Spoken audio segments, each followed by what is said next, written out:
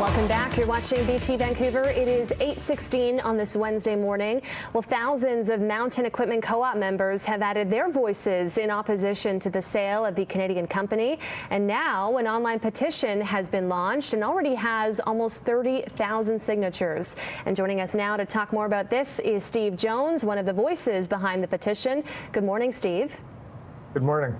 So for those who don't know what happened, MEC was sold to a private corporation based in LA, but those opposed say the board did not consult with members who are also voting shareholders. So before the sale was made, can you tell us what happened?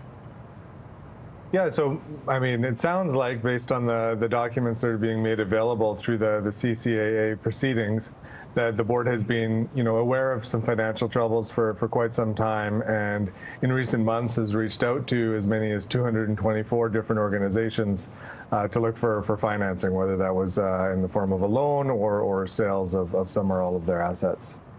Okay, so let's talk about the petition that has been launched. Almost 30,000 signatures so far in about 24 hours. That's pretty incredible. So lots of support for this Canadian company that was founded here in Vancouver in the early 70s. So what happens now? You almost have 30,000 signatures. Is there any hope that MEC will remain a Canadian company?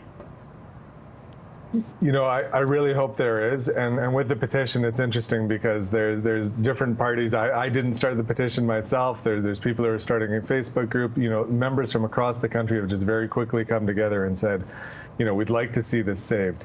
The mechanics of this can be very complicated because of the way that it's in these proceedings designed to protect creditors. So at this point, I do know that some lawyers are looking at it and trying to figure out what the best way is for us to interject in the process. To try and encourage the court to ask the members themselves if they would like to recapitalize the co-op before a sale to a private party is approved. And I know, Steve, you've been a long-time finance critic of MEC. If you could go back in time, how would you have done things differently? The challenge with the co-op is sometimes, as we're seeing, getting financing when challenges are tough is a little harder because some of the options for financing are a little more complicated to organize. And so I think it would have been important for the co-op to be a little more conservative.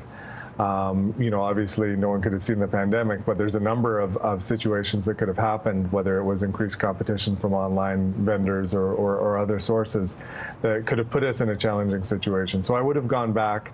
I wouldn't have opened stores as aggressively, wouldn't have expanded into some of these product areas where there's more competition, and just stayed more focused on the core niche that was very hard for other competitors to beat us at, and that the co-op did very well in for well over 40 years. And just one more question for you, Steve. Do you see any legal battles resulting because of this?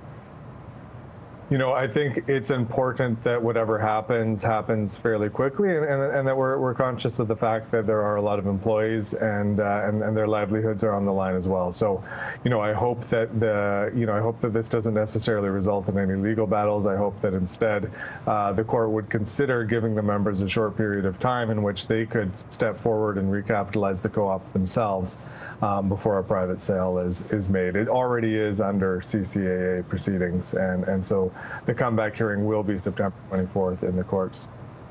All right, Steve, thank you so much for joining us this morning. It was great to have you. Thank you. All right, 8:19 now.